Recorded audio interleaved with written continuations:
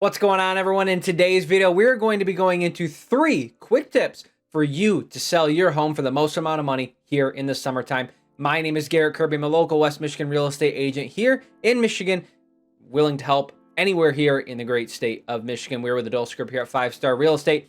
Summer is one of the best times to sell your house. Tons of people are coming out of the woodworks from hanging out during the winter time because they didn't want to move during the winter. It's summertime, school's out, people are ready to move. And these 3 tips will definitely help you accomplish your goal of moving here in the summer. Now, tip number 1 is to make sure you go ahead and make your home's curb appeal really pop. The best way to do this is to, number 1, make sure your lawn is cut well during the time of showings and professional photos on your property. Another way to stand out with your great curb appeal is to make sure not only that you have great landscaping, but that landscaping is pruned, weeds are pulled, mulch is put down, and new flowers, if needed, are put into those beds. The best way to make a great first impression is for when that buyer pulls up to your house, the first thing they see is a well-manicured yard and beautiful landscaping. That is a great way to make a first impression. And also, if you have a pool in your backyard, go ahead and open that up so a buyer has the knowledge of what your property will look like in the tip-top condition, which is the best way for you to get the most amount of money for your house.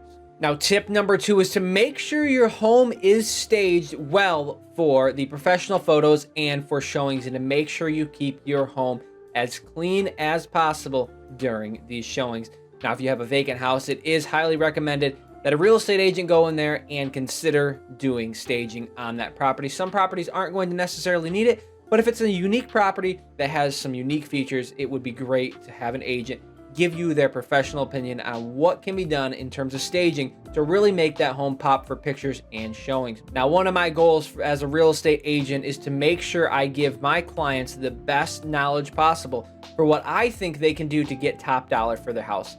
We do what's called a showcase walkthrough. I'd be happy to go over that with any client at any time to kind of give you a great idea of what we do differently on how to stage your house as well as possible. The best baseline thing you can do at your house is to make sure beds are made, clutter's picked up, and anything that could be just kind of loose hanging around the house is picked up, put away, rooms are swept and vacuumed. Really, we want to make sure the buyer feels welcomed and invited into this house and really sees your home in the absolute pristine condition that it should be when we're trying to get you your top dollar. Tip number 3 is to make sure that you list your house at an appropriate valuation based on the current market. A lot of times home sellers think a lot of people are searching here in the summertime, which is absolutely true.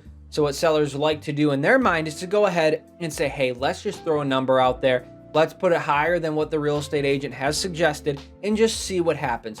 Cumulative days on market are your enemy on a listing. The longer the house sits on the market, the more buyers are going to think, 1, what could be wrong with the house? And number 2, great, let's see what kind of a deal I can get on this house. To give you an example, I helped the client purchase a house last month that was on the market for over 200 days. It appraised for 500 back about 8 months from when we actually ended up purchasing the house. Appraised for 500,000, but they had it listed for 475. We were able to get them the house under contract at 450, with the sellers paying almost 14 grand towards the buyer's closing costs, which ended up to the seller netting them well under that appraised value, and that home ended up being netted to the seller about $436,000 on a house that appraised for $500,000 about 8 months before we purchased that house. So not only did my buyers feel great, the sellers left a ton of money on the table because they listed their house too high.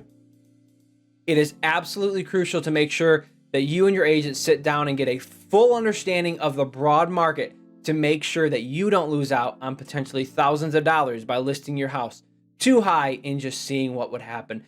The goal when listing your house is to obviously sell it for the most amount of money, and the listing price is normally a strategy, not necessarily the end-all be-all value, but list price is a strategy to help you get top dollar for your house.